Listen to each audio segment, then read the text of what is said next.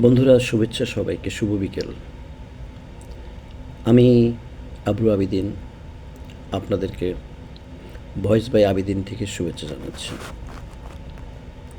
আপনাদের কাছে একটি বিনীত অনুরোধ থাকবে, আমাদের দেশে বর্তমানে যে পরিস্থিতি, এই পরিস্থিতিতে কেউ আইনকে অশ্রদ্ধা করবেন না এবং আইন নিজের হাতে তুলে নেবেন না। আইনকে শ্রদ্ধা করে আসুন, দেশটাকে সুন্দরভাবে গড়ে। এই দেশটা আমাদের, টেকনাফ থেকে তেঁতুলিয়া পুরোটাই আমাদের দেশ।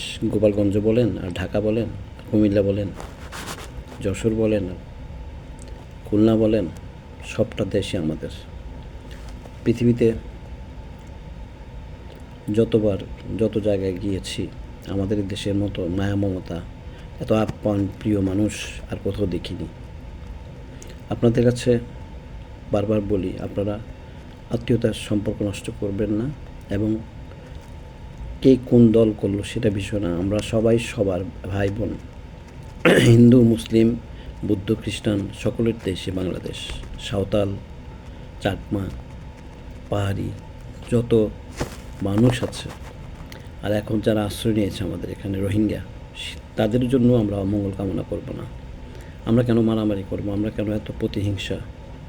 আমাদের দলগুলো বিশেষ করে এক দল আর দলকে প্রতিহিংসা করে। আমার কাছে খুব দুঃখ লাগে, আমি সহ্য করতে পারি না।